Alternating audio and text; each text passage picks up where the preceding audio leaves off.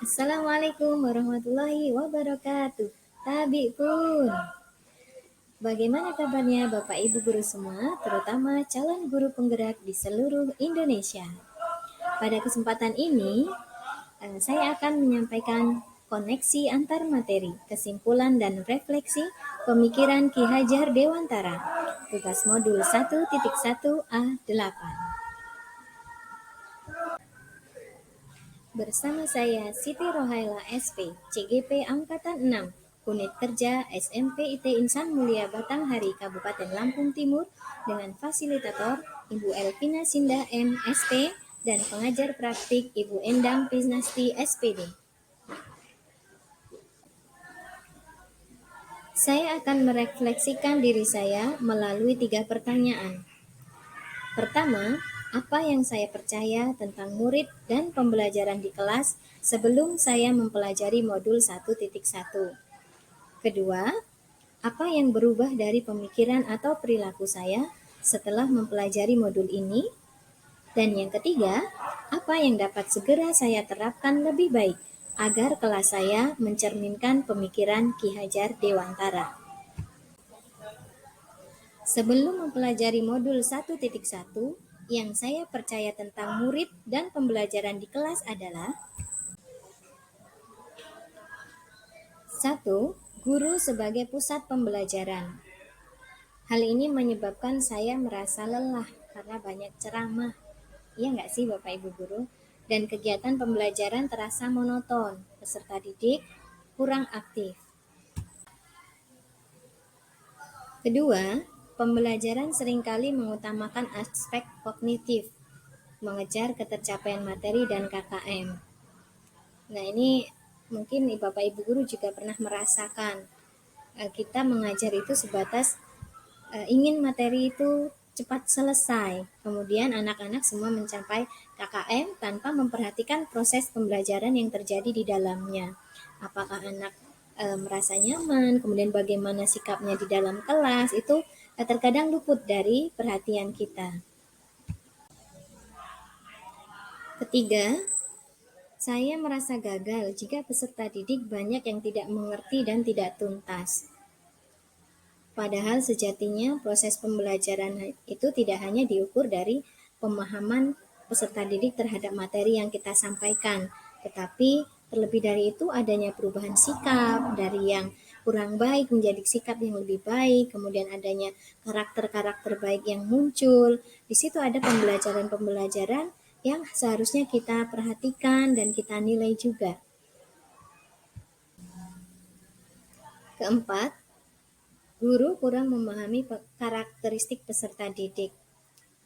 Nah, ini saya rasakan dan mungkin di sekolah saya yang terjadi adalah kurang menerapkan berbagai metode pembelajaran yang dapat mengcover tipe-tipe belajar anak. Ada yang audio visual, atau kinestetik. Kadang kita sebagai guru lupa pada kodrat anak. Anak kodratnya itu adalah bermain. Jadi seharusnya dalam pembelajaran itu pun pembelajaran yang menyenangkan bagi anak. Jadi kita harus kreatif supaya pembelajaran di kelas itu menyenangkan buat anak. Perubahan yang terjadi pada pemikiran atau perilaku saya setelah mempelajari modul 1.1 adalah 1. Pembelajaran berpusat pada peserta didik dengan memberikan pertanyaan pemantik atau tayangan yang menarik untuk dijawab atau didiskusikan. Ini sudah saya praktekkan dengan kegiatan diskusi, presentasi, kemudian tanya jawab, sehingga anak atau murid itu banyak terlibat dalam proses pembelajaran di kelas. Yang kedua, memberikan peserta didik kebebasan menyelesaikan tugas sesuai dengan minat, bakat, dan kreativitasnya. Misalnya ketika saya minta mereka untuk menggambar, mereka akan saya bebaskan. Boleh menggambar di buku gambar, di buku tulis, atau kemudian dengan media yang lain. Yang ketiga, menghargai setiap karakteristik peserta didik serta memberikan reward atau apresiasi kepada mereka agar lebih termotivasi dan menghindari punishment. Untuk reward atau apresiasi ini Kita tidak perlu memberikan yang mewah atau yang mahal, tapi yang sederhana pun insya Allah akan membekas di hati mereka. Misalnya dengan pujian yang baik, kemudian support, misalnya dengan kata-kata good job, atau kemudian hebat, bagus, dan sebagainya. Kemudian sebisa mungkin saya akan menghindari punishment, karena anak-anak ini atau peserta didik ini sedang dalam masa belajar. Ini membutuhkan kesabaran seorang guru atau seorang pendidik. Seandainya anak didik kita belum berhasil atau belum sesuai yang kita harapkan, itu butuh perjuangan yang lebih dari kita. Atau kemudian kita introspeksi, sudah tepatkah cara kita mendidik atau belum?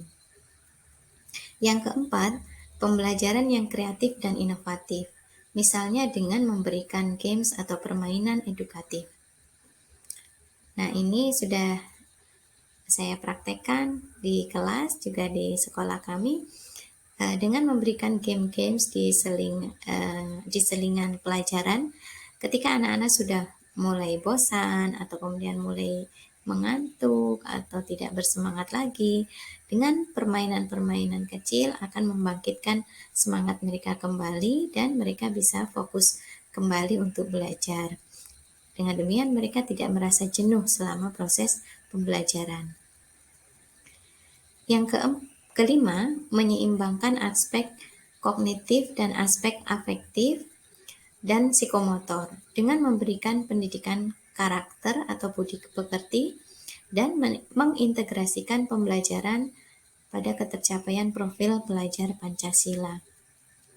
Nah, ini bisa kita lakukan dengan menerapkan praktik-praktik baik di sekolah, penerapan adab-adab, atau kemudian membuat sebuah kerjasama atau melibatkan anak-anak dalam sebuah proyek kerjasama sehingga mereka akan terlatih untuk memiliki profil pelajar Pancasila dalam hal gotong royong, kemudian kreatif, kemudian mandiri, dan sebagainya. Selanjutnya, penerapan yang dapat segera saya lakukan agar kelas saya mencerminkan pemikiran Ki Hajar Dewantara adalah 1. Merancang pembelajaran yang interaktif dan menyenangkan dengan melibatkan peserta didik. Kedua, menerapkan pembelajaran berbasis kearifan lokal dan kekhasan sekolah, serta mengutamakan budi pekerti atau pendidikan karakter. Ketiga, menerapkan konsep merdeka belajar dan mengintegrasikan setiap pembelajaran dengan pencapaian profil pelajar Pancasila. Keempat, tidak lagi menuntut tapi menuntun, menerapkan konsep asih, asah, dan asuh. Kelima, pembelajaran yang sesuai dengan kodrat alam dan kodrat zaman. Dalam hal ini, kita harus membekali peserta didik dengan kecakapan abad 21, yaitu communication, collaboration, critical thinking and problem solving, serta creativity. Nah, kesimpulan yang dapat saya ambil dari kegiatan koneksi antar materi ini adalah 1. Konsep pemikiran filosofis Ki Hajar Dewantara sangat baik kita terapkan di kelas atau di sekolah saat ini. Kedua, mendidik anak harus dengan kasih sayang, asih, asah, dan asuh, dan sesuai dengan kodratnya. Ketiga, pendidikan tidak semata meliputi aspek kognitif saja, tetapi lebih utama aspek sikap atau karakter. Dan yang keempat adalah kegiatan pembelajaran harus dilaksanakan dengan kreatif dan menyenangkan. Wujudkan merdeka belajar. Demikianlah yang dapat saya sampaikan. Mudah-mudahan ada manfaatnya, terutama untuk saya pribadi dan untuk kita semua. Mohon maaf bila ada kesalahan dalam penyampaian. Terima kasih. Assalamualaikum warahmatullahi wabarakatuh. Salam bahagia.